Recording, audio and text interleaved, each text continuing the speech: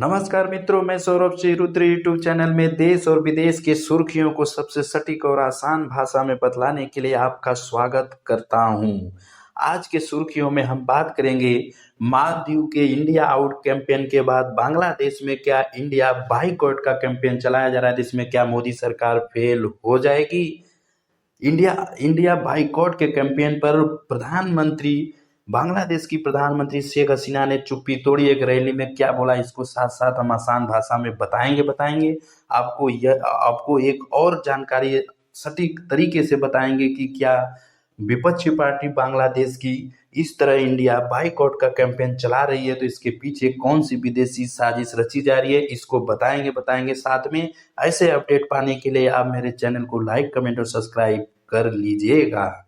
चलिए, अब आपको बांग्लादेश को बताने से पहले एक बेसिक हिस्ट्री जान लीजिए कि बांग्लादेश 1971 में एक आज़ाद देश बना, जो हमारे भारत के सहयोग से ही बना था। इसके पहले पूर्वी पाकिस्तान इसको बोला जाता था। बांग्लादेश में लगभग अब तक आज के अपडेट में 17 करोड़ की ज़्यादा आबादी है। धर्म यहाँ पर मुस्लिम बहुधा क्षेत्र है, 8% हिंदू रहते हुए एक लोकतांत्रिक देश है।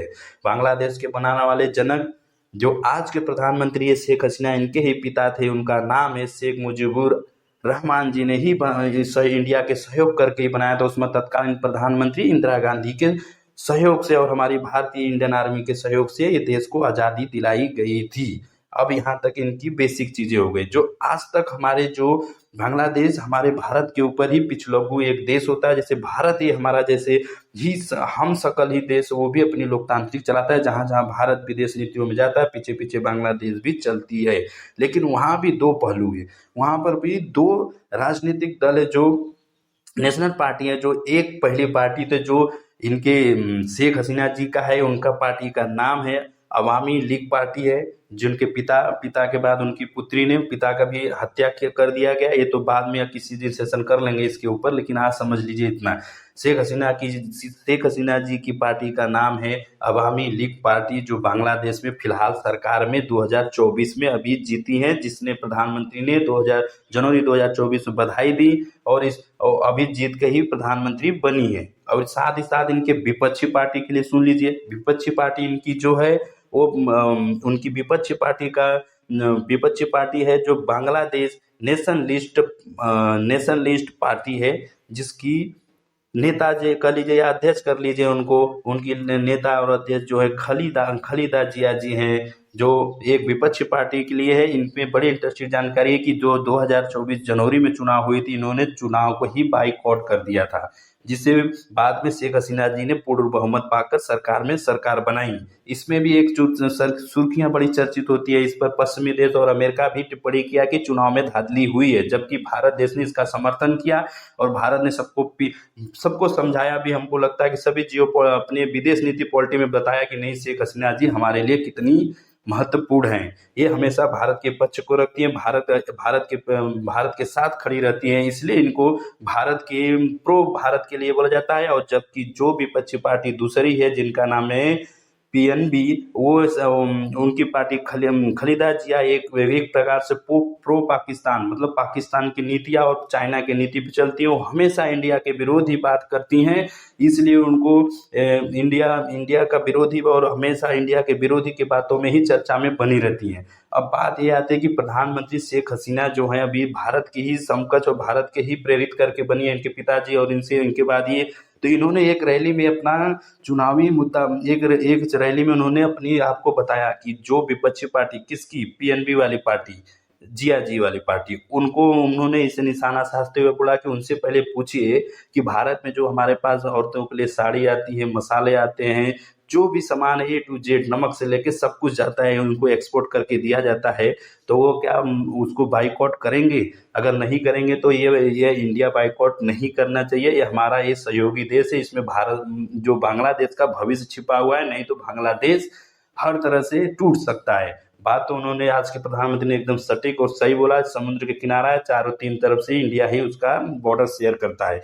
अब बात आती है कि क्या भारत सरकार अभी तो फिलहाल भारत सरकार की नीति एकदम सॉफ्ट है और उन्होंने सही बताया, अभी 29 तक तो कोई संभावना नहीं, पूर्ण बहुमत से शेख हसीना जी हैं। अब इसमें बौखलियाई पार्टी बीएनपी वाली जो बताया था खलीला जिया वाली पार्टी, वो बौखलियाई हुई है। उन्होंने एक सोशल मीडिया और हर जगह और झंडा लेकर बेकायदे देखिए रैली लेकर निकाल कर इंडिया बॉयकॉट की रैली निकाली और उस पर वो महाफ्लॉप चला गया, उस पर कोई समर्थन नहीं दिया, जबकि वहाँ की जनता बांग्लादेश की जानती है कि इंडिया हमारे लिए कितना महत्वपूर्ण है, न कि पाकिस्तान और चाइना।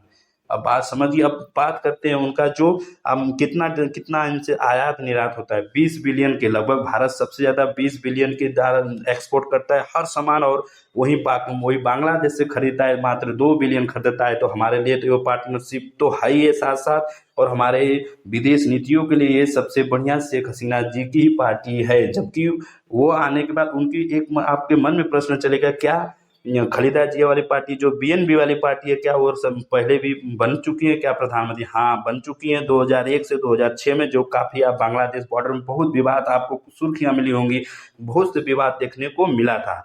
अब बात करते हैं कि इसमें भारत की नीति क्या कहती है। भारत की नीति स्पष्ट है, भारत के ही सहयोग से वहाँ पे जो शेख हसीना जी की सरकार बनी हुई है और सभी ब्लेम लगाते हैं, जबकि ऐसी कोई बात नहीं है। भारत शेख हसीना जी हमेशा भारत के साथ खड़े, तो उन्होंने खुलकर विरोध किया और उनकी विदेश प्रवक्ता भी बताया कि नहीं, ऐसा ये कैंपेन नहीं चलाना चाहिए, हमारा पड़ोसी देश है, इससे संबंध नहीं खराब करना चाहिए। अब एक छोटी सी और आपको बात मन में बता दें कि अभी केजरीवाल जी का सवाल लेकर एक विदेशी पत्रकार पूछता है यूएस में, यूरोप में, तो वो कौन था? वो इन्हीं पार्टी के बीएनपी, किसकी, खलीदा जिया वाली पार्टी का एक पत्रकार है, जो उसका नाम है मुसफिर मुसफिर फैजल करके है। उन्होंने जाकर वहाँ हर जगह इंडिया के खिलाफ क्वेश्चन पूछता है कि अरविंद केजरीवाल गिरफ्तार हुए तो आपका क्या रिएक्शन है बांग्लादेश पे। तो वो चाहता है, कौन सा, जो खलीला जिया वाली पार्टी का है, वो हमेशा यही चाहता है कि इनकी में इंडिया और बांग्लादेश में विरोध हो और इनसे झगड़ा हो, लेकिन ऐसा कोई संबंध नहीं है। एक हमशक्ल ही होता है, जो इंडिया हमेशा बांग्लादेश को लेकर चलता है और बांग्लादेश हमेशा इंडिया के साथ सहयोग करता है। तो वही ऐसे पत्रकार है जो हर जगह जाकर क्वेश्चन पूछते हैं और इंडिया की छवि को खराब करना चाहते हैं। अब मैं आशा करता हूँ आपको ये जियो पॉलिटिक्स समझ में आई होगी इंडिया और बांग्लादेश को। तो आप जल्दी से लाइक कमेंट जरूर कर दीजिएगा, चैनल सब्सक्राइब कर लीजिएगा। जय हिंद।